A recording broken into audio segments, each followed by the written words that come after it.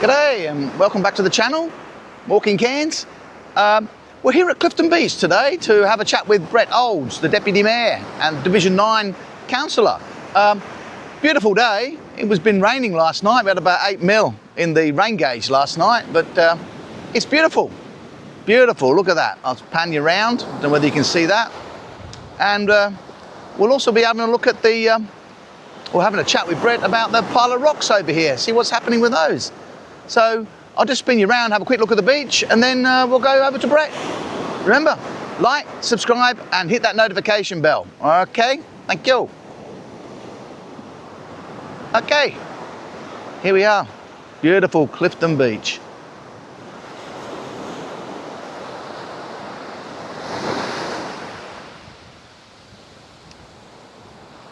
There's the rocks there. People climbing it already. Palm Cove down there. And there's the barbecue facilities. Beautiful. Okay, well, let's go and have a chat to Brett. Take care. Okay, g'day and welcome back to the channel. I'm here with Brett Olds for a catch-up. Brett Olds is the councillor here at Division 9, which is the Palm Cove, Ellis Beach, Palm Cove, Clifton Beach, Councillor Beach, and Trinity Beach. Is that it? Yeah, and I've got a little part of Trinity Park there, off Coastline Parade, and Buchan Point as well. And he's also the Deputy Mayor. But this is his third chat on the channel, so we only have a chat when he's got something good to tell us. So he's promised me he's got something good to tell us, so I'll hand it over to you. I've got some questions here, but do you just want to give us an overview of what's been going on since the last chat? Yeah, well, there's always a lot going on. And I think last chat we were talking about some things that were on the way and in progress, and now I can tell you they've either been delivered or I've got dates and stuff.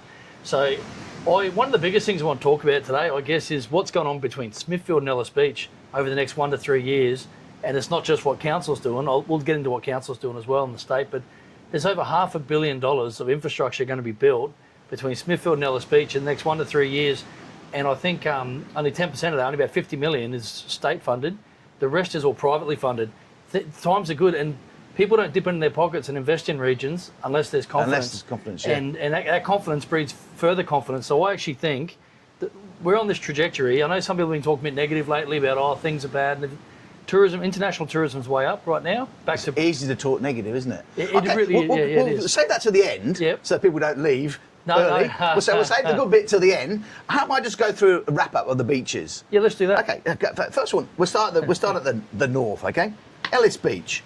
Now, I've been up there, and there's a hell of a lot of work going on up there. Yeah, and there's is that the Wongeti, or it seems to be in the holiday park area? Yeah, no, that's the surf club. So Wongeti Trail is being fixed up after the floods, not just the Jasper floods, but February earlier this year. So the new government is fixing up that park. The Ellis Beach Surf Club, now for years, I used to be the president there back in 2017, 2018. Yeehaw! That's what you love to see. Hey, Princess, how are you? Hello. She's had a boy, her and her brother scooting around. I saw them as I was driving down here. There was I think there was 15 different ladies with prams. Everyone's out. I love this Northern Beach Leisure Trail. But sorry, getting back to Ellis Beach. So I used to be the president there, and we were told we'd never get to move the club from the western side of the highway so you are moving to the eastern side. Yeah, we got permission to move it. I thought you might be they were digging a drainage ditch, but I thought they're taking a long bloody time to dig this ditch. They put that revetment wall in. They had to put a revetment wall in first, because as you remember in Jasper, the whole hill came down. Oh yeah, the hill came down. So they put a big revetment wall in, and they're starting the foundation. So the federal government has come on board, and the state government with about $1.5 million. So I think it's about a $5.5 million build. Oh yeah. And hi ladies. Morning ladies, how you doing? YouTube. Might have to get a sign. Have a look at the channel, Walking Cairns. But no, so it's so that's what's going on there in Ellis Beach. Obviously, you've got the caravan parks doing really good there. They had some issues after Jasper, but they've fixed all that up. They've done some erosion works on the beach. You've got the cafe going well over the other side, and then the northern car park across from the current surf club. We're going to seal it. So we've got we've got 1.6 million. It's got lots of potholes, hasn't it? Oh, it is, and we're trying to get buses back out there, right? So day trippers come out. A lot of people walk the Wongeti Trail one way, and they don't want to walk the 7 or 8 k's back, so they end up walking on the highway, and there's no shoulder. It's really dangerous. It's dangerous, that highway. So on Fridays and Saturdays, they take the courtesy coach from the cafe, the bar and grill, but we're going to seal it. So we've got $1.6 million in disaster funding for Ellis Beach, and we're going to seal that there. We're going to put a footpath all on the eastern side with a bridge over that little creek there. and it's going to be perfect. So those works will start as soon as the wet season finishes. So I don't know what, February, March next year, maybe April. As soon as the wet season's done, we're going to get in there and start those works. We're working with the state trying to get buses back. TransLink aren't too keen on bringing buses back to Ellis Beach at this stage. Nah, road's a bit difficult, isn't it? Well, but unless you've got good turnaround facilities. That's one thing we'll build into it when we seal it. We used to have buses out there in the 90s. When I was a kid, Really? you get buses to Ellis Beach, absolutely. So we need to fight to get that back. I think Bree James is on board, so we've just got to try and get with the minister and just shake him a little bit and say, no. Because there's a lot of extra routes people want all throughout the region. Yeah. But that one, I think, is a critical one. But so that's what's happening at Ellis Beach. There's $5.5 million of works going into the new surf club, $1.6 million of works going into resealing and putting a footpath across the other side. And that's what's happening right now in Ellis. Just going a bit off topic, I think the bus routes need to be looked at seriously, because there's people have mentioned it to me that they want to go and have a chat on the channel about it. But you know that danger spot, in Kawara, where they have to walk across that dual carriageway on the highway, from one bus stop to the other, and where that Chinese girl got killed. She got killed, yeah. That's sad. People talk to me just recently. People have been mentioning that to me a fair bit. So I thought I'd bring it up when I was chatting with you. But I think what they need to do is they need to look at a way of linking the bus services, if you know what I mean. I mean, you can either go Palm Cove, Clifton Beach, City, or you can go Kawara, Trinity, City, and they seem to be all segmented like that. There's no connection. Well, there's method in their madness. And just so everyone knows, public transport is state, under the state remit. So council, we can give them our ideas, we can advocate, which we do, but it's totally their call. The Department of Transport Main Roads, and the highway is owned by the Department of Transport Main Roads. So I'm not trying to pass the buck. I'm just trying to make it clear, because sometimes when I talk about it, everyone's like, "Oh, council, you should fix this." We have no authority on their highways, but I've advocated for years now at that crossing, because people get off the bus and they cross from east to west and west to east. And the highway's getting busier and busier. I know. It's so dangerous. And it's a big highway. But we did get, with the former government, the former MP Craig Crawford, they did get some money after that unfortunate incident where that lady died. They got some money and they lit. There's an underpass. If you go 200 metres to the south of those bus stops, there is an underpass right there, right next to where the polo cross fields used to be. Where the Wallaby viewing is. I remember the one near campus. There's one at campus. No, not the kid. There's one at campus. But no, this one, come back to Cora Beach. It's just about 200 metres south of where the bus stop is, right there. There's an underpass under the thing, and they spent money and done it up and put lighting there. Now, if it's flooding, it's the middle of the wet season, it will get water. But for 10 or 11 months of the year, you can use it. People just choose not to, because it'll take them 200 metres, 50 metres across and 200 metres back, and they'd rather not walk the half a kilometre. Oh, right. So I've advocated to put some fencing up. Put like a 3 or 4 foot fence outside, make it, and have a sign there saying go to the underpass. Because at the end of the day, it's about safety, and they don't need to build an overpass because there's already an underpass that exists. So if anyone doesn't know about it, go for a ride down and have a look. You can go straight under the highway. Yeah, people tend to be a bit worried about using underpasses because of dodgy characters being under there, Yeah, no, and I understand that too. I prefer overpasses, but overpasses come with their problems as well. Yeah, but then the old people complain about that because they have to walk up the stairs. That's right, and then kids can throw rocks, and they've done it down south as well. So then there's no perfect solution. But if you want to cross that highway safely, there is an underpass. And you know what? During the day, I get it at night time. If you're a young lady or an older person on your own, or a child, you wouldn't want to cross it underneath at night time. I get it, but I guess the traffic's not as much at night time as it is at daytime. Yeah. But still, crossing the highway at night time is more dangerous because it's harder to see. I know. No, I suggest the underpass, and other than that, I don't think there's going to be anything done out there to change it. But yeah, the buses, we advocate all the time for different routes, for extra bus stops. Council has a rolling program, so we get the money off the state government, but we build the bus shelters. Oh, okay. So they pay for them, but our council officers build them, and we have a rolling program with all of them, trying to bring them all up to be DDA compliant, because we want people in wheelchairs or anything all around the region should be able to get there by footpath, not have to go through grass like this, and to be able to be on a level where when the bus pulls up, they can go straight onto it. So that's going to take years. I reckon we're probably 70% the way through most of the bus stops in Cairns, but that's been something that's been going on for years and years. Okay, let's move on then. Yep. Palm Cove. Southern Toilet, I was speaking to somebody the other day, and they said, oh no, it's not going there anymore. They're moving it round onto, is it Triton Street? No, the southern toilet is planned, and it's been budgeted for, but it's not for another 5 or 6 years, they reckon. Yeah, I know, but I was speaking to somebody, and they What, said, mate, how you doing?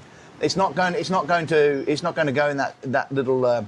Yeah, it's still going there. Yeah, that's what I said to the woman. I said, no, I'm pretty sure. I mean, Brett would have told me because I keep mentioning that to him. No, they said no, it's going down further down Triton Street. I don't know where they put it on Triton because most of that's private land off there. Well, he's got the creek as well. No, it's going to be in that little tiny cul-de-sac or that court de Chaux, right across from Delia Drift.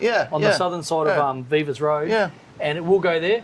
We're trying to bring forward. So with Palm Cove right now, and with some of the positive stuff I'm going to share with you towards the end of the video, that's going to bring a lot of positive headaches. And what I mean by positive headaches, it's going to be bringing more people to the northern beaches, right? Tourists and locals doing stuff. Where are they going to go and hang out? Where are they going for lunches, for dinners? Yeah. It's going to put more pressure. We've already got parking pressure. We've already needed a toilet on the southern end. You definitely need a toilet down there. So we're looking, and we're talking at council at expediting, because we've done a master plan a few years ago. It ended up becoming a streetscape and landscape master plan for Williams Esplanade and for like that one block along the Esplanade of Palm Cove. The problem is when we started that master plan, it took a year and a half to do, which they do, we had big plans of funding it. When it came out, there was no funding. The reason that is because when COVID happened, and I know people don't blame things on COVID, this is actually one of the positive things that came out of COVID, was when all the shops closed on the Esplanade of Cairns, we decided to get in there and fix up the Esplanade of Cairns. That cost $28 million. Now, we didn't have any case study, we hadn't done any costings or feasibility. We just saw an opportunity, and as a council, we pushed some other projects and we got that done, and it's fantastic. One of the projects to lose out was Palm Cove. We need to bring stuff back into the front because of what's coming in the next couple of years. If we stick our heads in the sand and we wait a few more years to start doing it, we need to pedestrianise Williams Esplanade. That's what I've been saying to you all along. It needs to be like a walking street. Yeah, no, well, I don't think it won't. Maybe not permanently. Won't be a promenade. Yeah, but maybe you can, not permanently, but on certain nights for of the week and stuff. Absolutely, for events that'd be awesome. So that's one of the biggest priorities now is fixing parking on Williams Esplanade and pedestrianising it. Now it sounds like a whole big part of work. The consultation, the master plan's being done. We just need to find some funds and get it done. So hopefully I'll have more good news for you early in the new year about that as we're talking about our new budgets, because there's nothing in the budget for the next 9 years for that. But that doesn't mean it won't come in. We get to decide the budget every single year, the 10 of us as councillors. But that is a priority that I'll be pushing for. Maybe we should do something on the channel about this master plan, you know? Maybe take some photos and I can put it up on... I'll bring you, next time I see you, I'll give you, I'll catch up with you and I'll give you a whole big printout and a fold out. So you can see what it is. With the overlays and everything on it. Yeah, and at the moment it's kind of like a set of guiding principles, but we need to, and I think we'll be successful because we have to be. Because the trouble is, if people don't have the facts in front of them, they make it up, don't they? They do make it up. Especially up here. Yeah. They don't make it up. Well, there's always he said, she said. And I'm like, I always get told, I heard you said this, and I'm like, oh, did you just? You know, it's like, anyway, rumours are good, I guess, but at least people are talking about me. Okay, Soraya. Yeah, what's happening there? I did a short on the video on the channel the other day.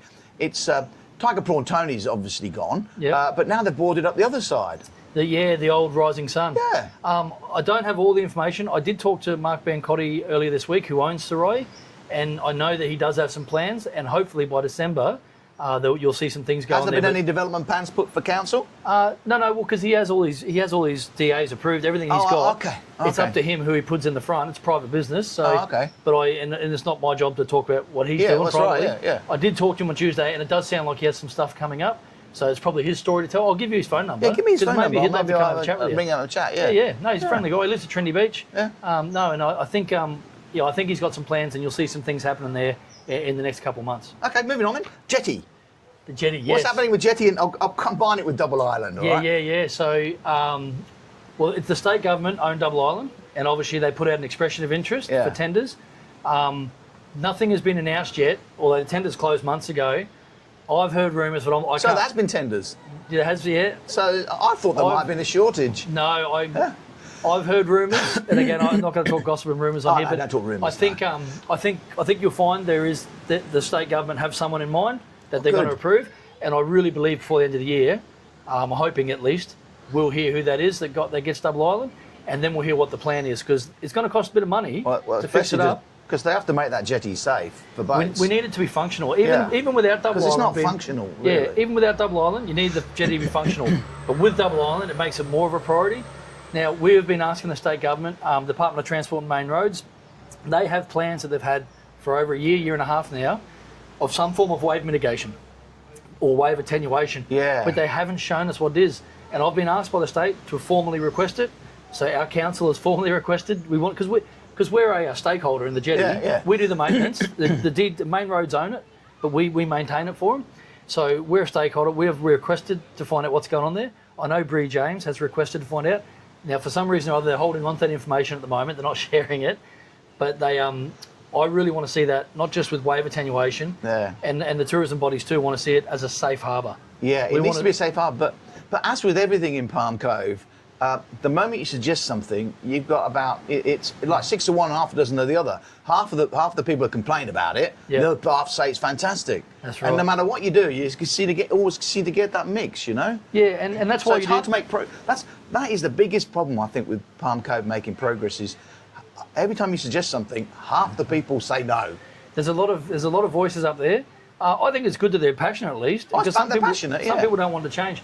There are some things you just got to fight for sometimes, like this Northern Beaches Leisure Trail, which you've seen it while you've been down here. Yeah. Tens and 20, probably 100 people come past this morning. I've only been here for 15 minutes, but when I drove down, heaps.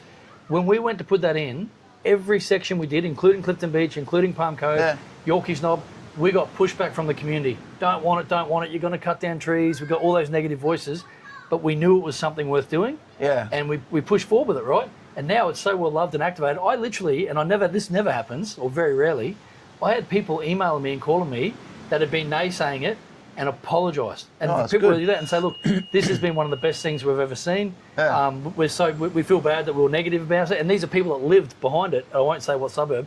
Yeah. I'm pointing that way, so I was down south. But it's been awesome. I think Palm Cove, it needs an uplift, whether people want it to change or not change or anything else. Unfortunately, we're going to have more people coming than we've got now. We're going to have more tourists. There is going to be more development. There's still like vacant blocks up there. So we either prepare for it and we strategically plan for it, or we put our heads in the sand and just we become reactionary. And that's not the way. That's the more expensive way. You've got to have leadership. No, so I think and we're working very closely with the state government. In fact, I met with the Minister for Department of Environment and Tourism last Wednesday, and his Director General was there as well. And we had a couple of beers and had a chat about it, but that's not his remit. I said, I need your help here, mate, with Minister Mickelberg of Main Roads.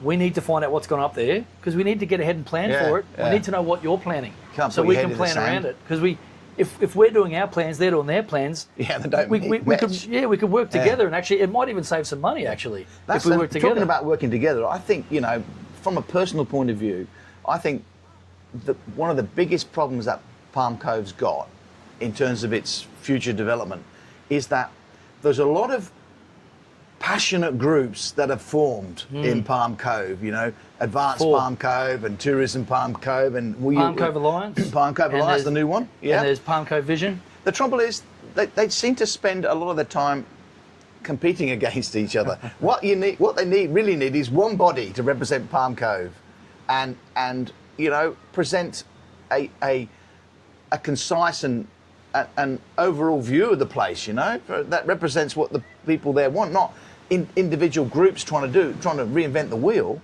I haven't seen Steve since last time we had a chat, so I promise you this hadn't been a stitch up or stand up, and you don't even know what's coming. But we've actually got a meeting on Monday with one person from each group. Good. And Tourism Tropical North Queensland, who's the big tourism organisation. We're having a meeting on Monday to talk about exactly that. Yeah. Talk about, instead of having all these competing priorities, can we structure it because we all need to be singing off the same song sheet too.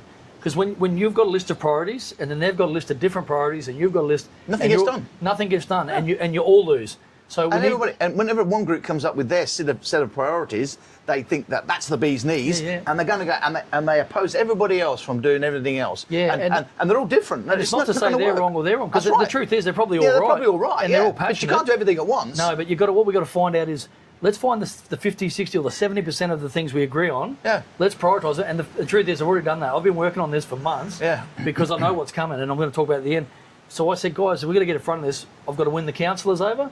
We've got to win the state over. And we've got to win all the voices in Palm Cove over to be like, guys, and I can tell you we've got a list of 9 dot points and a priority list. And everyone seems pretty happy with that priority list of 9 dot points. So we will be fighting for that. And the main one is pedestrianising the Esplanade, getting it one lane, fixing the traffic issues with parking. And I know people say, we've been talking about this for years. I get it. We have It's a hobby horse of mine. I've been advocating for it for years too.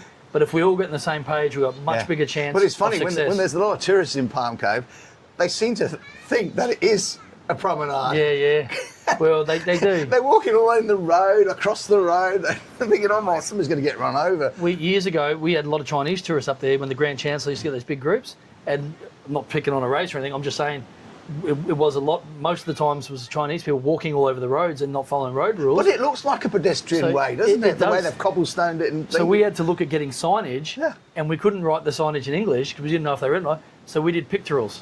So we did pictures of arrows and a person walking this way and that way because it was a big problem years ago. And they would all wear dark shirts for some reason. They all dressed in dark clothes. And at night time, Cedar Road wasn't well lit. And it was a nightmare. And there was some near misses. So we fixed it, and we've lit Cedar Road up and spent some money. But there. having said that, I think if you sort of made it every, I don't know, after market day or on a Friday evening, you make the whole road pedestrian, walk like a walking street. I think it'd be fantastic. Yeah, as long as my opinion. Yeah, as long as it's activated with something. Yeah. Okay, then moving on. Clifton Beach. Now, what have I got? Follow up on the pile of rocks, as I call them. The pile of rocks, the It's easier than saying sand erosion mitigation project. Yeah, I just call them headlands. Yeah, little mini headlands. Yeah. First of all, I want to know, is there any research being done as to how effective they're going to be? Yeah, they'll keep an eye on it for sure. The engineers will. And we put 3 in Holloway's Beach, identical, and they seem to be working really well. They build up sand on each side. If we build a rock wall like we have down south here, what happens is the erosion just keeps continuing further north and it eats out. Whereas these headlands, like there's one that was done in the 50s or 60s in Ellis Beach, it's still there. I've seen it, but it's falling to bits. Yeah, but it's worked. Yeah. It's worked, it's kept the sand there. So the ones at Holloway's, it was funny. Holloway's was going to be first, and then Clifton Beach was going to be second, 3 and 3. And then all of a sudden we said no, Clifton Beach became the priority and was going to be done first. And then Jasper happened 2 years ago and wiped out Holloway's Beach. So that became the priority again. And they said, you know what, let's just do them all at once. Yeah. But then we couldn't get the material. There wasn't enough material, and we didn't have the capacity with our staff to do 2 jobs at once because of all the drainage works we're doing all across the 63-kilometre region. But anyway, we've got it there, it's done. They're just finishing the final touches on the southern one, but they seem to be working. I can tell you, I copped some grief over these. We did consultation years ago with the Coastal Hazard Adaptation Strategy, the CHAS. We did more consultation before we came out. It was on TV, it was on the news, on my Facebook, and I still had people when we started doing it just got really passionate. I'm never voting for you. I never got told this was happening. I can't walk my dog on the beach. Because when they first put the rocks there, they have to put the bridge out so the excavator can get out over there.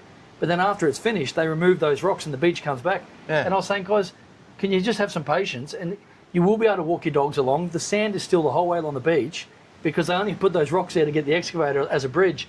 So I think now they're in. I've had a lot of people complimenting. I've seen kids off there fishing. Yeah. It's been fantastic. You'll get more fish off there.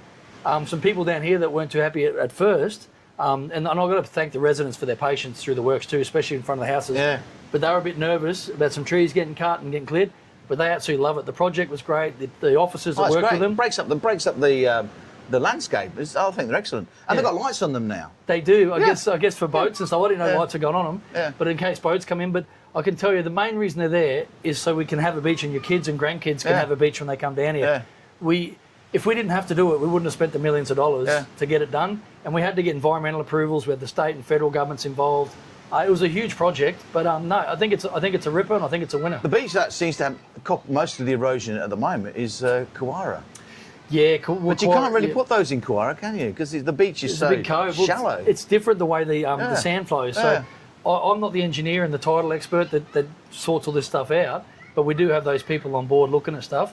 I've got a meeting actually on the 18th, Saturday the 18th of October at 8:30 in the morning down at Kawara Beach. Bree James, the state MP, and myself will be there talking specifically about everything going on at Kawara, which we'll get to in a second. You'll hear it. That's the next point. But anyway, what are you going to do? You know when you chop the trees down or cut the trees down, so the trucks can get in to dump the rocks in the ocean. What's going to happen there? Yeah, whenever we remove a tree, our policy is we have to replace it with at least 2. Are you going to put a barbecue facility there? Or? No, those barbecue facilities are awesome, but they're very expensive to maintain as well. The guy came round to clean them and I thought, I should interrupt Brett and bring him over and just say hello. This is the guy that cleans all your barbecues, you know? They do a great job cleaning them, by the way, too.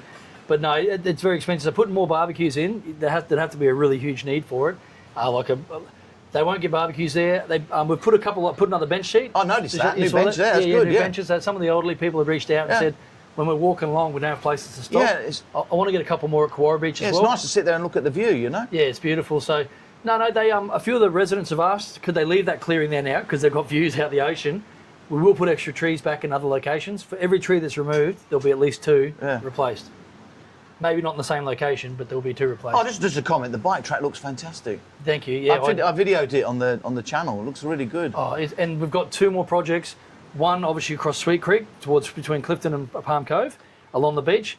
I don't know when that'll be getting done, but that is something we're trying to bring forward. But one that probably will get done and started in the next 12 to 18 months is the connection between Councillor and Trinity Beach. So that'll go up from where it ends at Councillor now. It'll come up through Nova Street, the Nova Street drain, and it will go past the dog park, and it will go up past the Trinity Beach Sports Precinct, through the sporting precinct. It's going to weave through there, go across and meet up with Navigation Drive. And Navigation Drive goes all the way through to Dunn Road, through Smithfield Village Drive, Dunn Road, out to Yorkeys Knob, past Katana Wetlands. So the kids will be able to get on their bikes at Palm Cove and ride all the way. Oh, that's good. Keep to them off the Yorkeys road. Knob, off the highway, off the road. It's dangerous there. It's going to be, but that one will be starting, I believe, in the next probably 12 to 18 months. Oh, I forgot to mention when we started the chat. We're actually at beautiful Clifton Beach today. This is the barbecue area at Clifton Beach. The playground's just over there, and there's a barbecue area there. And this is the Coral Sea. Yeah, beautiful. Just look at the background. We live in paradise here. We really do. Oh, it's fantastic. Brett's got a great job. I grew up here at Clifton Beach, actually, ever since I was 12 years old. Just lived up the road on Beaver Street there. And this is my old stomping grounds. Your brother still lives there, doesn't he? No, Mum and Dad still live there. Oh, Mum and Dad, is it? Yeah, and I got one brother at Smithfield and one at Trinity Park. Oh, okay. And my sister's in Narrawalla, New South Wales. She's a turncoat. No, she's still a Queenslander. Okay. Councillor Beach. Yes. What's that? I bring this up because I know you've done council's done a lot of work there, cutting things off, and I noticed they've left all the root balls there so the sand doesn't disappear. But it does seem to suffer from a lot of sand erosion there, doesn't it?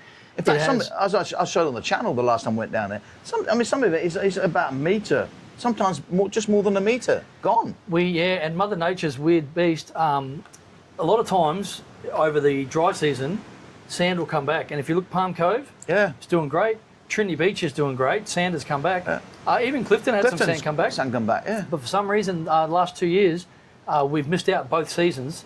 And Councillor Beach the sand's been getting down. I've got some good news. So basically, last time we met, I was talking about some of the issues we had. Now, there's argy-bargy between the state government back in the day and council, and the state government just kept flicking letters back to residents saying, no, it's council issue, and it's not. The state government, through the Department of Agriculture and Fisheries, I forget what their new title is because every time governments change, they change for the titles, but anyway, Gotta keep the printers in business. Yeah, that's it. There's also Department of Natural Mines, Resources and Energy, and they all have a part down here on the beaches, and council takes care of things up above the high tide mark.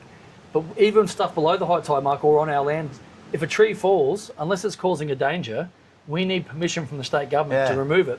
And the state government at Councillor Beach were not giving us permission. And you remember there's dead trees everywhere. Dead trees everywhere. It looked awful. It's a hazard, really. It's a public beach. If it's a beach in the wilderness up north, who cares? Trees fall over, leave it there. But this is a public beach. So anyway, new government came in. I worked with Bree James. She was awesome. Ended up, this is how simple it was. She got three officers from Department of Agriculture and Fisheries. I still call it DAF. They came out, met with 2 council officers and myself, and the 6 of us walked along Councillor Beach, and they just had a look and said, you know what, the truth is, in the highest astronomical tide, you guys get king tides that come up past here. This is all a safety issue. You can just put it under this, fill out this one piece of paper, and we'll give you permission to move it. So council went in there, cut all those trees up, left the root balls, as you said, so the sand to try and stop the erosion. But all that got cleaned up, which was fantastic. We've planted some new trees down there. We've already done some revegetation. I saw the new trees, There's council workers there going. They do a great job. That all the beaches do, and then so in this meeting on October 18th at 8:30 in the morning down at Councillor Beach, Bree James and myself will be sharing everything we're doing there. But Steve will get the inside run. We've got I'll hopefully have $100,000 next July, and I'm going to put some irrigation in because a lot of people are saying, why can't we have this? I think they call it beach lettuce. Is what this is right here behind us, and it looks awesome. Trinity Beach, Palm Cove. But it takes a lot of maintenance and it needs to be irrigated. You can't just, there's not enough people to come and water it every day, so you need sprinklers. We haven't got irrigation at Quora Beach. Oh, right. And the other thing is, people say, why does Quora Beach not get as much love with sand nourishment as other beaches? And basically it's because it's a priority list, right? Every beach has issues. Every single beach we have, from Ellis right down to Brampton Beach and Russell Heads. But basically, if there's infrastructure right behind the beach, which Clifton Beach, Palm Cove, they have infrastructure. We have pipes under the ground. We have roads, esplanades. Quora Beach has a huge gap before you get to the houses and any infrastructure. So for that reason, it's not because no one, council doesn't love the Quora Beach or state doesn't love it as much. It's realistically, if we're putting dollars into something, what's the priority? The danger at Clifton is if it keeps going, it's going to take infrastructure out. And down here to the south, the road's not that far behind where the beach ends. So that's why things sometimes take a bit longer at Quora, but we did get some money through the disaster funding. It's taken 2 years, guys. Jasper happened, almost 2 years ago now. We finally got funding for all the beaches. Palm Cove is going to get some just south of the jetty. We're getting some sand nourishment there. Clifton Beach, Trinity Beach is getting some. Clifton Beach obviously got the headlands. Trinity Beach is getting some sand nourishment, but Quora Beach, thank God, is going to get sand nourishment starting this December. So that's coming. We've already pushed some sand around, but we're getting extra sand nourishment there. Hopefully I've got about $100,000. Well, I know I've got $100,000. I'm hoping it's enough to get irrigation put all along there, and we can start growing some of these different varieties, because instead of putting post and rail and hard infrastructure up, which is needed actually, so people can only access the beach at certain points, because when people walk down wherever they want, it actually causes more erosion. You want to control the access points. So, but instead of having post and rail, we could actually grow some of this vegetation and use that as a fence. So there are plans coming, guys, and I've got to thank Bree James. She's been awesome to work with down there, because over the past few years, like I said, there's been a bit of argy-bargy between state and local government, and there shouldn't be. We're on the same team. I should have a chat with Bree on the channel one She'd day. love it, yeah. And she's more photogenic than me too. But both of us, I think. I mean, when you go and look at Quora previously to the council's work, it really did look like it was neglected. Yeah, I know. The forgotten suburb on Cook Cove, But I've been down there a couple of times, doing, say, what's happening now at Quora after the tidy up, and it's looking a lot better. In fact, the other time I went down there, because I love it when the tide's out, because the beach looks really good then. But there was a lot of people. There was more people on Quora than there was on Clifton. It's a big locals beach. There's a lot of people there, and I thought, wow, this is fantastic.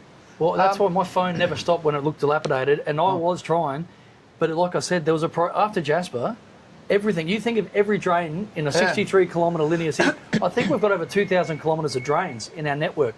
2,000 kilometres, that's from here to Brisbane. And our guys have been fixing that up. We've got beaches everywhere, and what they have to do is triage things. So it did take longer than we all wanted, but it was never forgotten about. And people forget sometimes too, we just built that $7 or $6.5 million bridge to connect Quora and Clifton, which is fantastic. There were some naysayers about that too. Over Deep Creek, that's fantastic. Just before that, is that part of Clifton or is it part of Quora, or is Clifton the boundary on the creek? The creek is the boundary. Yeah, that's what I thought too, So, and then, the toilets down there, we upgraded the toilets just recently, and then we put the mural on it. We've got a brand new playground there. There has been some money spent there of late, but the beach did look like crap. Who puts the crocodile signs up? Is that council? No, state government. Oh, right. Yeah. Oh, there's crocodile signs up on that bridge. Yeah, they might ask us to do it sometimes. Trinity. Well, so apparently a crocodile had a go at someone at Deep Creek. Yeah, I heard that, There's a bloke down there, and I'm like, and this bloke was in the paper drinking a beer, which is illegal to drink beer in public. I'm not saying I've never done it. In Queensland, not just here. Yeah. It's against the law to drink to drink alcohol in public in Queensland, state law. So he's in the paper with a beer saying, I wish someone had told me there was crocodiles in here. I'm like, and this guy's an adult. I'm like, how do you not know there's crocodiles in the creeks in North Queensland? I see people fishing down there, right there. I made a comment on the channel saying, I can't find the crocodile. Maybe if I go and stand next to the creek, you can see it when it comes out to attack me. And I want to bugger me on the way back. There's somebody fishing there. And they put their feet and ankles in the water and they get down there. I tell you, that I honestly fear that'll be the place where someone will get attacked and it'll be a kid. And then all of a sudden you're going to have everyone coming out, cold crocodiles. With fences up everywhere, Yeah, and it's like we've got to manage this problem now, and putting signs up doesn't stop kids going down there fishing. So, no, there are crocodiles in the creeks up here, guys, in case you didn't know, and that is a real issue. I've got photos of kids down there, and I always tell them, say, guys, stand back give it 3 to 5 metres from the water's edge, because when a croc lunges at you, you won't see him coming. Yeah, you won't see it coming, until it's got you. Also, on those signs, I think they should put a date. they say recent crocodile sighting. They should put a date there. Yeah, I know the believe sign's supposed to be 10-day, a 7-day period rather, but they should put a date. You know. Yeah, well, they put them like, and the thing is, when people see signs everywhere, they become desensitised to them. So you see there's signs right here, right there behind us, saying crocodiles and everything.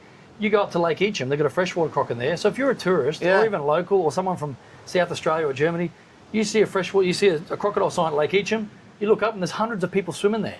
You're like, oh, okay, you jump in, you come down to Clifton Beach, I see a sign right there, crocodiles, and people swimming. Then you go somewhere else and people are swimming. So when you go up north in the Cape and you go to Wudja or something, and you see a sign on the Jardine... we're fishing off one of the bridges there on the road. I forget the name of it. I was thinking of Jardine River. Yeah, but you see a crocodile sign, you think, oh, it doesn't matter. And so people become ignorant to them. Signs don't work, right? You need to have them, of course, legislative-wise too. But no, putting a sign up, they put a sign up when they see a crocodile. Talking about signs, I've noticed 2 dingo signs up lately. One where I live, up there, and one in the Palm Cove, just by the, what's it called? The... M4 Street? Yeah. No, just on the, the... Beavers Road? Off the end of Triton Street. Is it the Pullman there? That Pullman? Oh, Sea Temple, yeah. Where you go, the Sea Temple, where you go on the Palm Cove Boulevard. Walkway, Palm Cove Boulevard. Yeah, well, I think there's more than 2 signs because there's a few others around too. And they're over on the western side of the highway. What's happening with that? Well, dingoes, they're a hard thing. They're a really smart animal. I've seen them quite often. Yeah. So, and kids get off the buses coming home from school on the western side of the highway, and it's rural residential over there, so there's no footpaths. So they just walk home, sometimes a kilometre to get home to the house. And these dingoes are running around, and you've got a little kid there. And you know what happens on Fraser Island. The dingoes attack people. The problem is, dingoes are smart. We're not allowed to put meat in the traps. So council tries to trap them, but they're pretty smart. They're not going to go eat a banana. They'll eat someone's chihuahua or Jack Russell or who knows what they'll do. They'll eat dead carcasses, wallaby carcasses. They're all over the sporting field sometimes, but then they run back up in the hills. As soon as they go on private property or onto state land or federal land, council can't do anything. We've got no authority to go up there. So the Douglas Shire has it right. They're getting permission to shoot them. So because they become an issue. And then you've got all these people out there like, no, leave them alone. They deserve to be here. So council's not going to shoot them. I'm just saying Douglas Shire are. They're going to start shooting them because it's that big an issue. The problem is they keep having more pups and generation after generation. Well, the problem grows. It's only been fairly recent, like in the last 2 years, where I've actually started seeing them. You know, I drive my kid to school and I see them walking up the Cook Highway. Yeah, for years, you used to see one here or one there, but now you're seeing 3 or 4 at a time. And I don't know what the solution is. We are trying to trap them. I'm not saying people are like, oh, Brett's saying to shoot them. I do think Douglas Shire has it right, is that they think they're valuing human life above others. And there hasn't been an attack yet, but we've got more people moving here. You've got more wild dogs or dingoes than we've had in the past. And they look like dogs. See, people moving up here don't realise that they're dingoes because most people moving up here live south of the dingo fence. They don't realise that we have dingoes walking the streets here. They're not very common, but they do walk the streets and they look just like dogs. They do. We've got wild pig problem here too. Oh, we've got lots of pigs up there. So, no, I don't know. Council's doing what it can there, but we have very little success. We have more success with pigs than we have with dingoes. Dingoes are too smart. If you're not going to fall short of shooting them, and you can't shoot them in built-up areas anyway, but short of that, it's almost impossible to catch them. Unless you bait. Well, unless you can use meat in the traps, because they're not going to go into a trap for vegetables. 1080 baits work. They use them down south for foxes. That's right. But they've come down on that too. I had 10 acres there, and we had a problem with foxes eating the chickens, and I couldn't use 1080 baits because they changed the rules. You've got to have more than 25 acres to be able to use it. Oh, okay. So you'd have to get all the neighbouring people, next 2 properties to come on with you. So it makes 30 acres, and then you have to go out and do a TAFE course.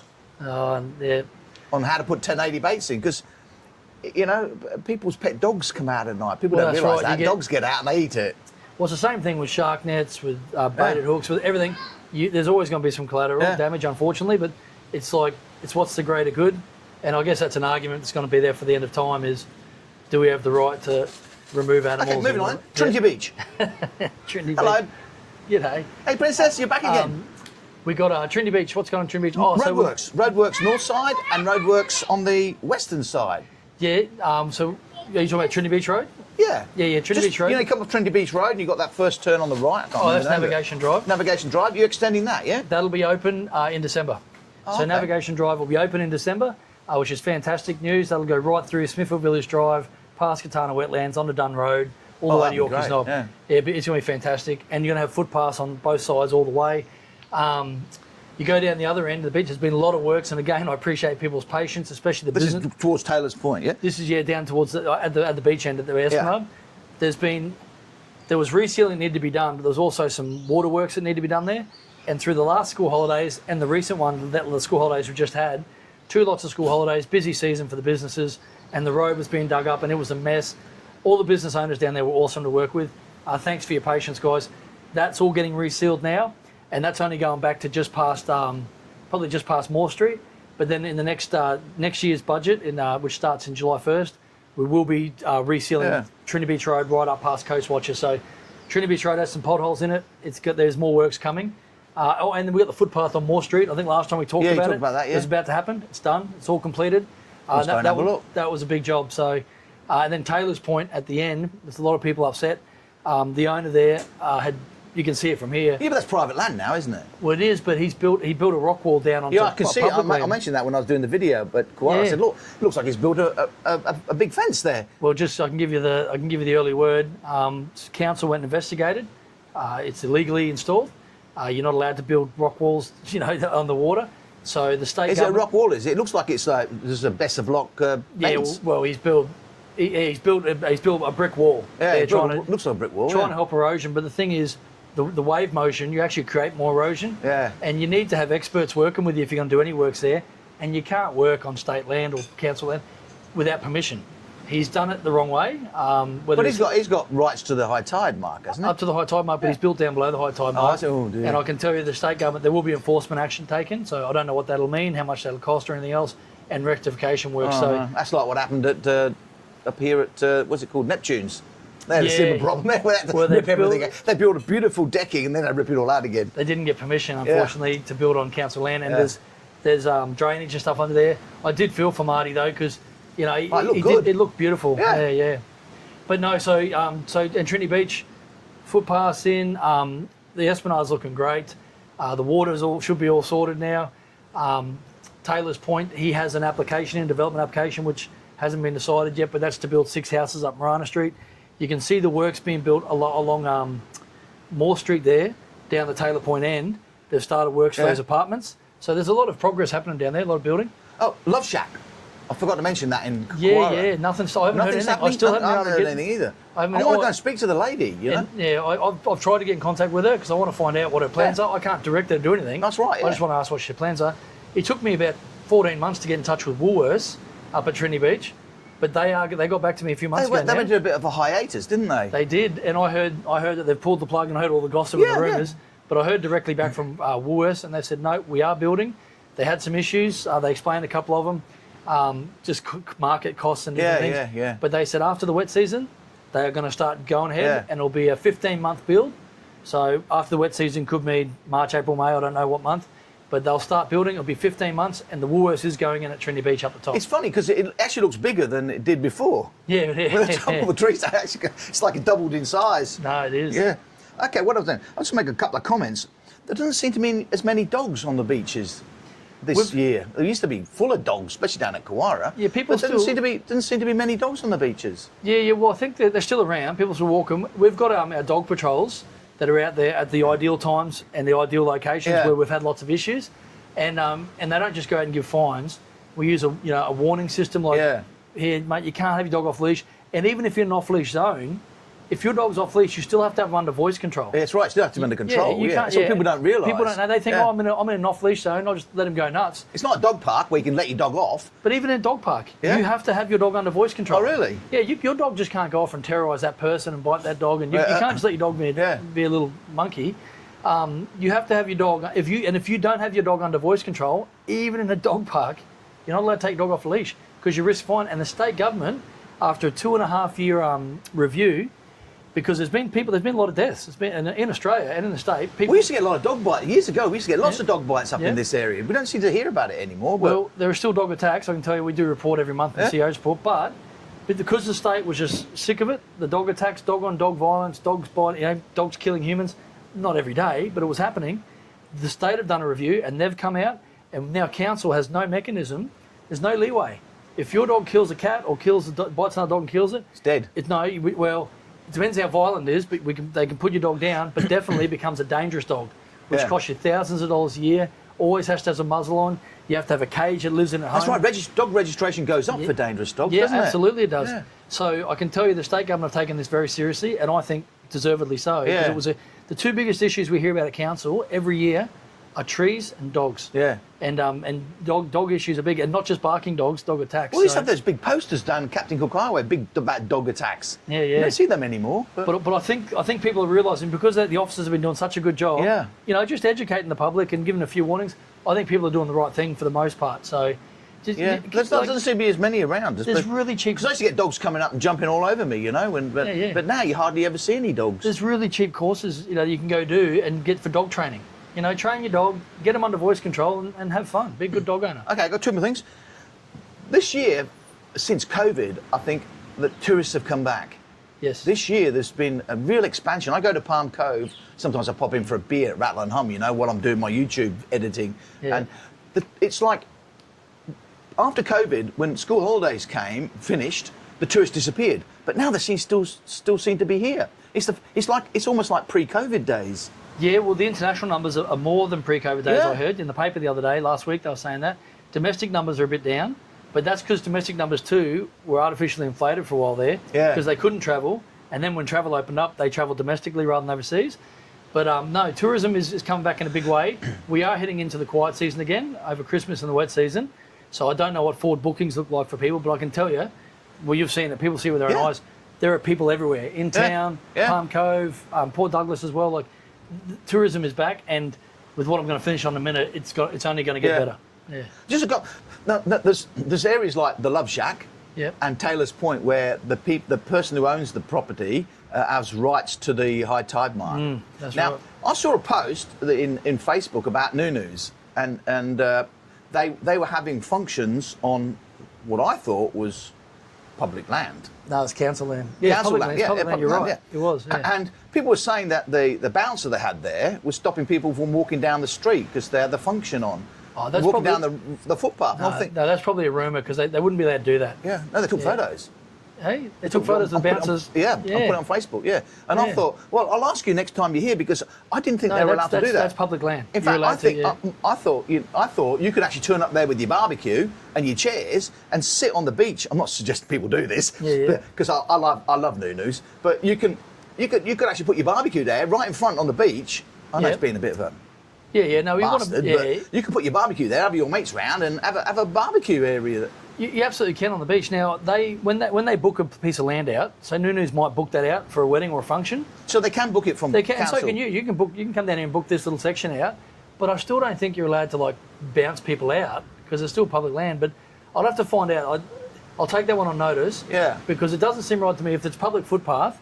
But when you have an event, actually, if they've got permission... But if they've got permission, if they've booked it through council... If they've booked it, then fair enough. But you should still be able to walk around the beach. Yeah. You should still... this is people coming down the footpath, I think. Yeah. If they've booked it out and they've got permission, then they can do that. Because I'm just thinking about some of the Reef Feast festivals we've done. Yeah. Some of the Trinity Beach Vibe festivals. When you book it out and you've got a fence around, even if it's an invisible fence, and you can control what goes on and off it, but you've always got to have access. There's always got to be a way people to get around, so they could go on the beach. But you want to be conscientious. Like, if someone's having an event there, it's not too hard to walk around them. Just walk around them. What they need to do is Nunus just need to, if it is becoming a problem, I don't see it as a problem, because I love Nunus, but they should put a sign up.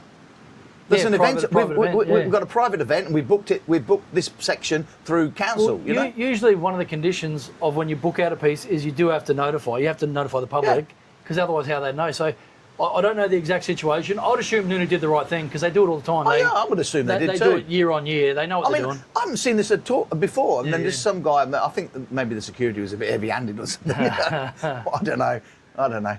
Maybe the resident was a bit cheeky with him too. Maybe he was saying, I've got a right to walk, and that sort of thing. Takes two to tango sometimes. Yeah, it takes two to tango, But Nunus is great. I mean, the view there is fantastic.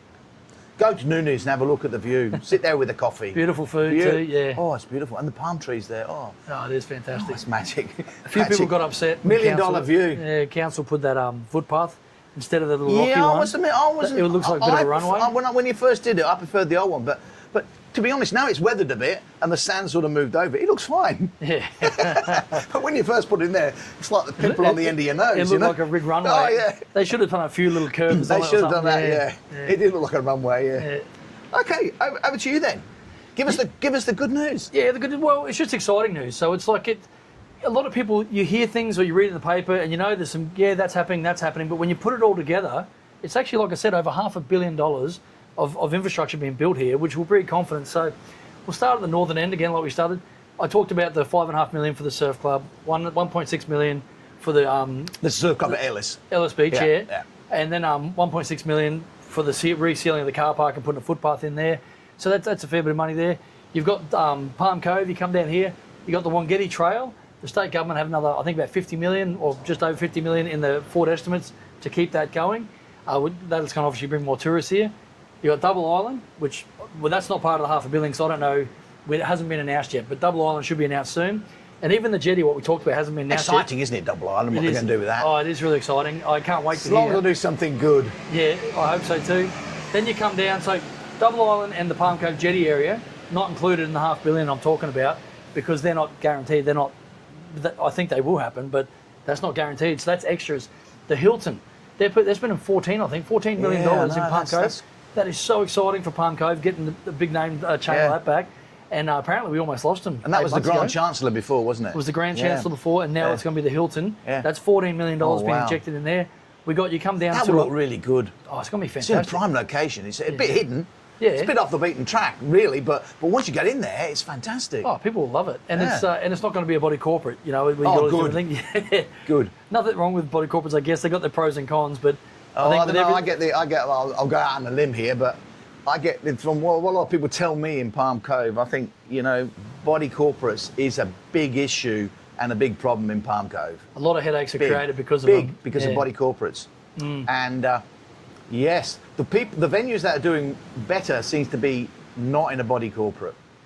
Yeah. I won't touch that one either. We won't go there, but that's... But so we've got 14 million with them.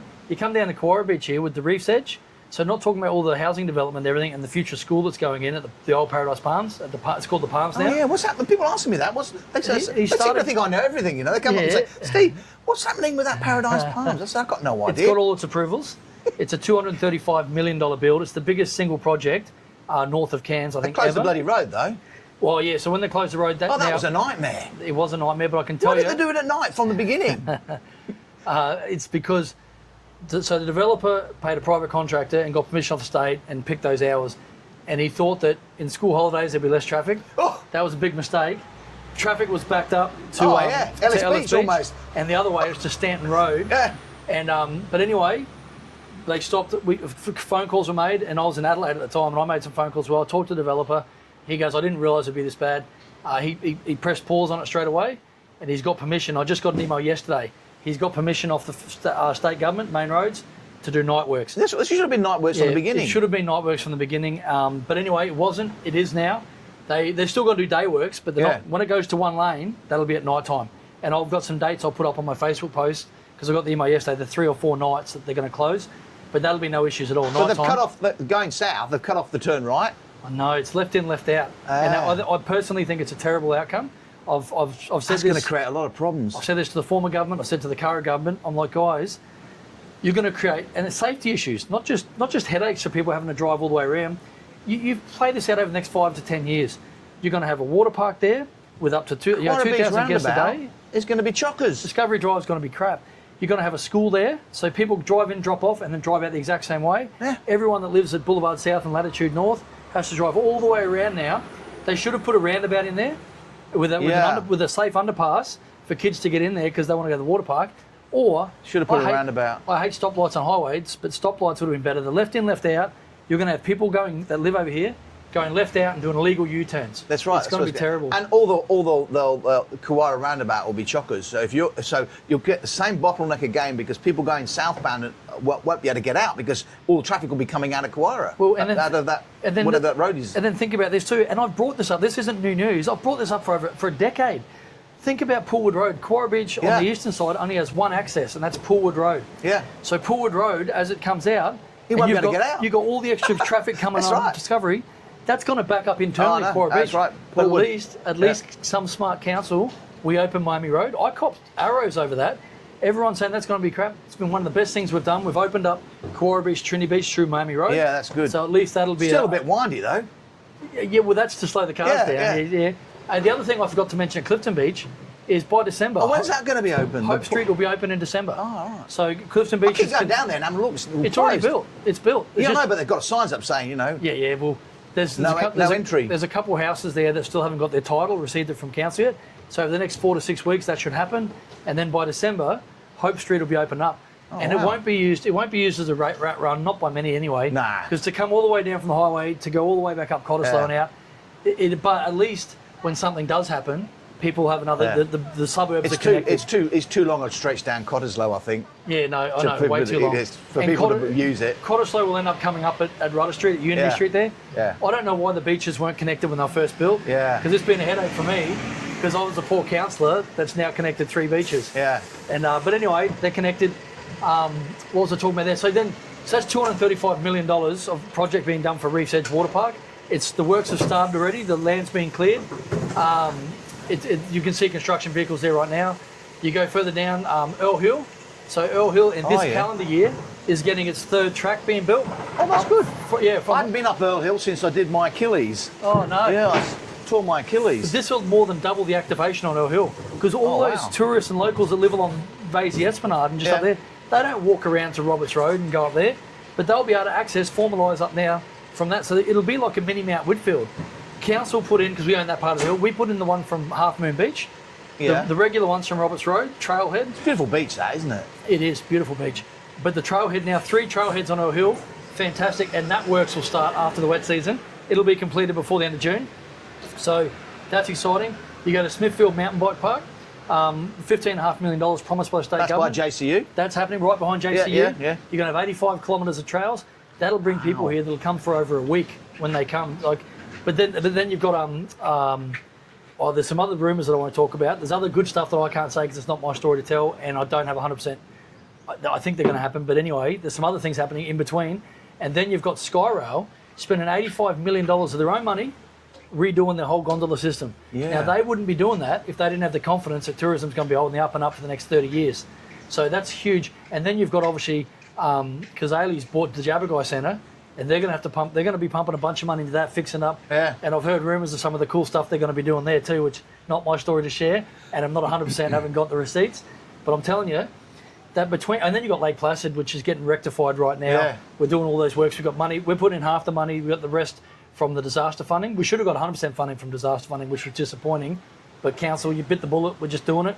But you can go whitewater rafting there. You've got the wakeboard park. You're going to have potentially zip lines and stuff in the back. You can go. Oh, it's going to be good. You can go hiking It's going to be anywhere. good up here. Mountain biking. Yeah. I'm telling you, and all those things I just mentioned, and I probably forgot 1 or 2. They add up to over $500 million, and it's mainly private money coming in.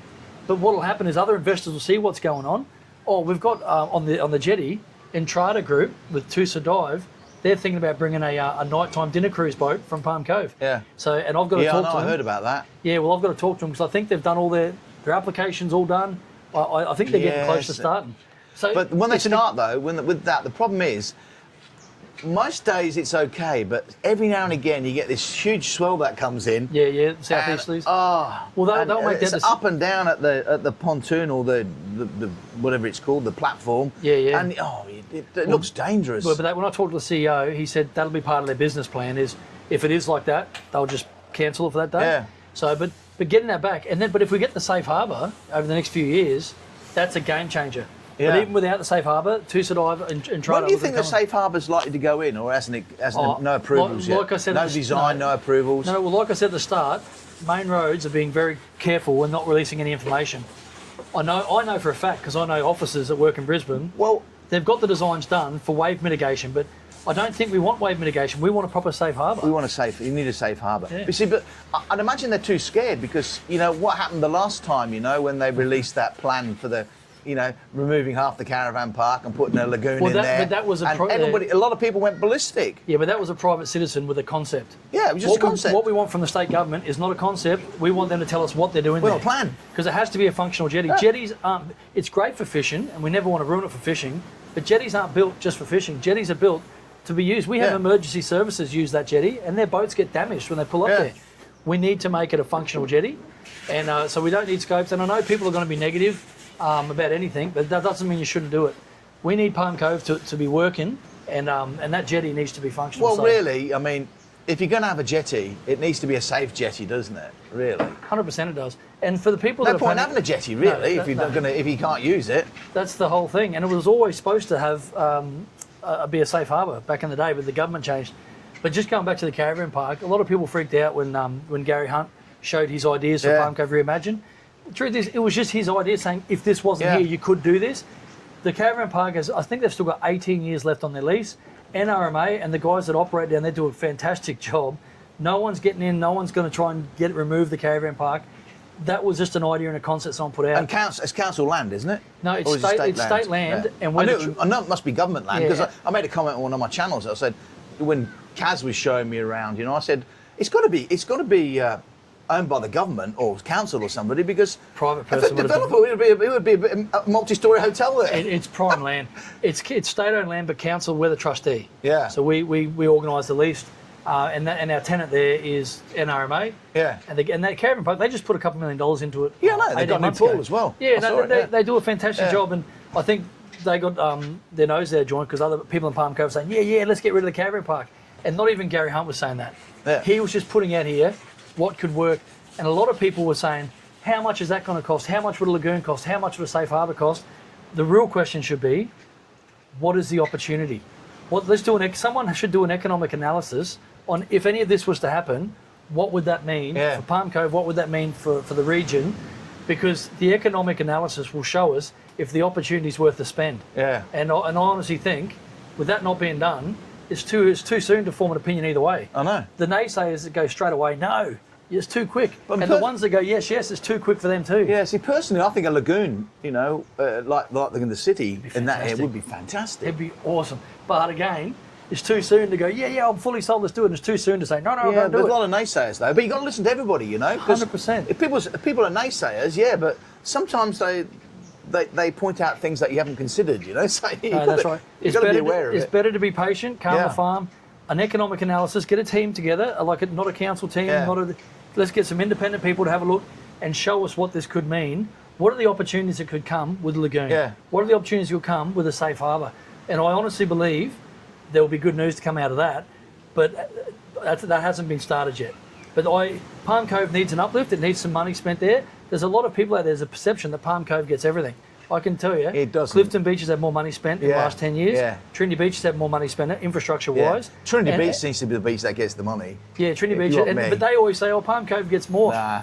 Palm Cove's Not an ideal- recently. Yeah, it's they call it the jewel in the crown, but to be honest, we need some more money spent there. Yeah. We've known it for a long time. Yeah. It's all about timing, and I mean, think the council look after Palm Cove, and it does look good Maintenance-wise, on a good day, yeah. maintenance-wise. But the road- Trinity Beach has got the vibe now, I think, because money's been spent down there. humans are back down there. Yeah, yeah. But on like Palm Cove, Williams Esplanade, you got these big divots when it rains. It fills up with ponds. Like I honestly believe I'm going to have good news for you in about 12 months' time. Oh, good. Probably less than 12 months, but it's too soon for me to say because there's nothing in the Ford budget now. Yeah. But I do believe there's opportunities down there, and we do need to fix up that Esplanade.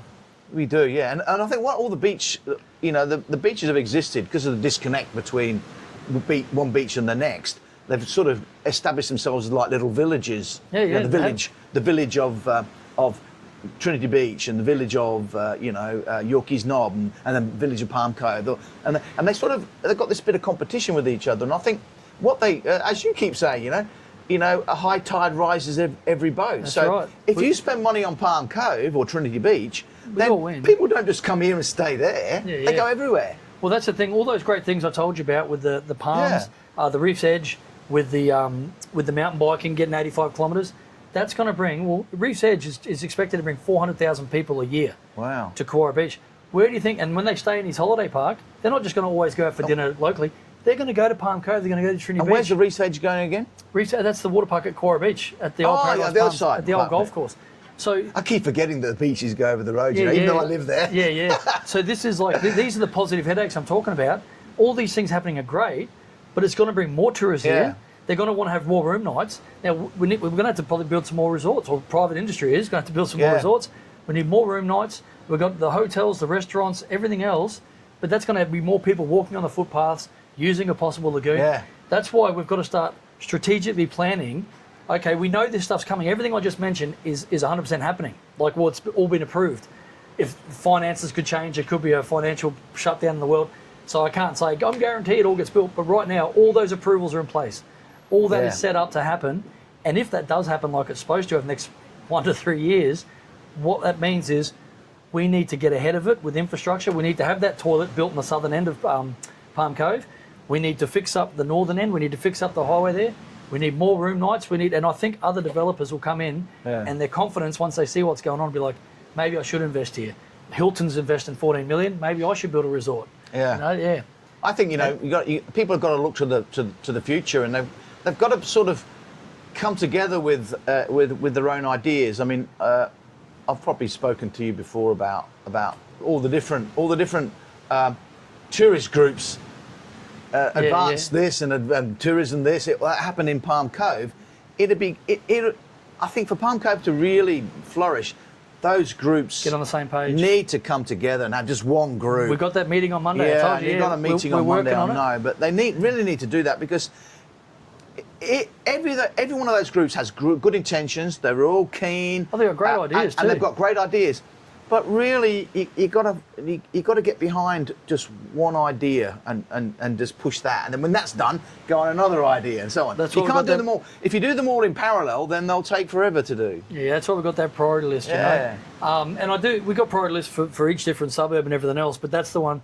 Palm Cove actually it's behind the 8 ball, and we need to catch it up. Yeah. Like I said, Trinity Beach, Clifton Beach, we've been doing things at all the beaches at the moment. Yeah. Quarry Beach is coming, like I said. Oh, Quarry Beach is looking good now. It's looking good now, Yeah. and I want to get some irrigation put in next year before those rectification, because then we can start growing some different species of plants that need more attention and everything else. So, yeah, the biggest bugbear of mine is the Love Shack.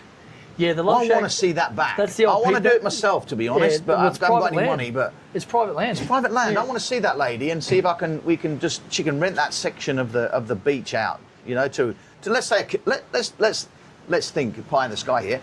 If we had a community group that wanted to do it, for the community, and we could lease the land off her and set it up, I reckon it'd be fantastic. Someone should take it on there. Someone should take it on as a business. It's the Love Shack is the hut at Quarry Beach Resort at the front where they used to have the pizza nights. Yeah, so and they used to do it 3 nights a week. It is beautiful. It's fantastic. And it goes right to, if you go and have a look, you'll still see the white posts in there, which is the boundary, and it says limit of the alcohol license here. That's the boundary, and it's right on the beach. Yeah. Fantastic. There's not many places in North Queensland where you can have a beer on the beach, and that's one place you can.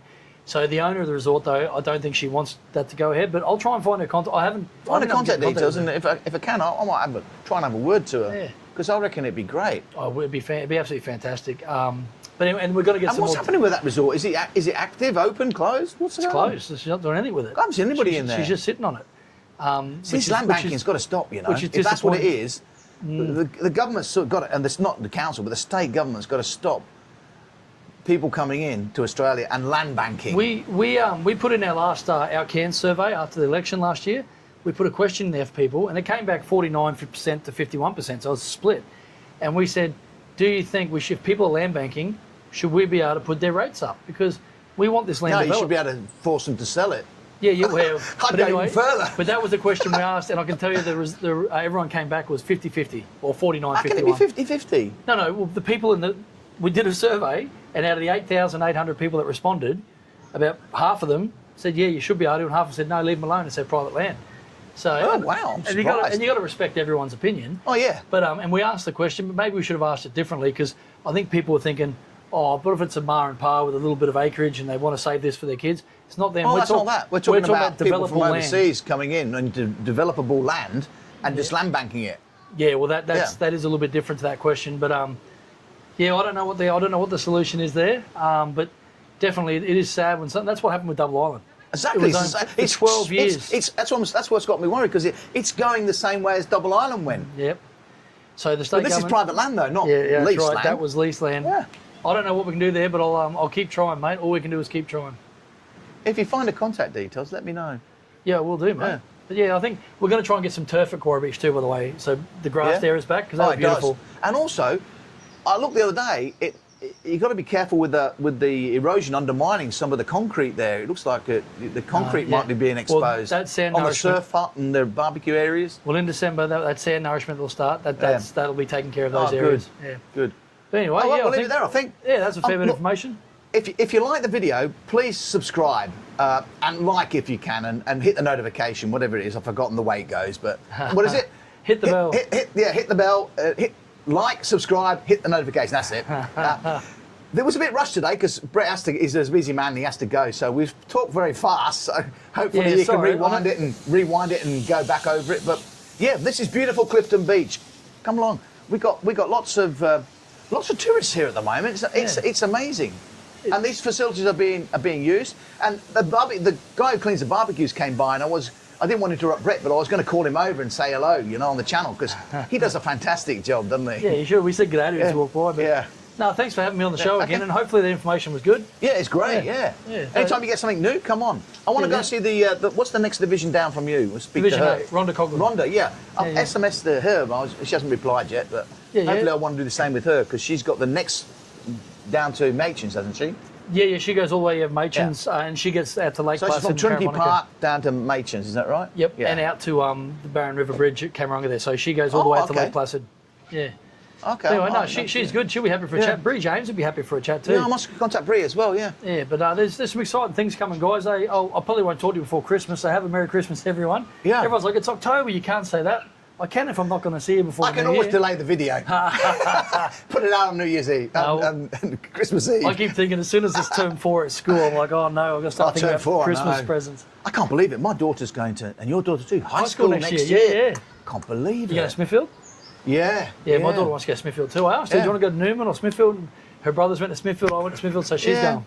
No, see, it depends where all the friends are going to go, Well, her best friend's going to Newman though. Really? But she's keen to go to Smithfield, so Smithfield's a great school. It is a good school. And there's a lot more opportunities there than when I was there in the 90s. And the principal from Trinity Beach is now the principal down there. Dan Hollis, he's fantastic. And the guy, Bruno, who was the principal there, has moved down to Cairns. Yeah, Frank Bruno. His wife's a principal too, Frank. Frank's a great guy too. Yeah, Dan Frank's Hollis, a great guy. Smithfield's a good school. Yeah, Dan Hollis is the magic man. He gets things done. I like him. He's good. Yeah. He's good. He did wonders for Trinity Beach. Yeah, absolutely. Hopefully he can do it with Smithfield now.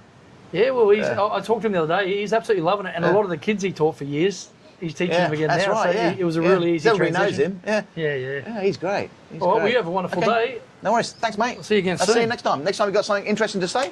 Come along. For sure. Thanks, buddy. See you, mate. See you.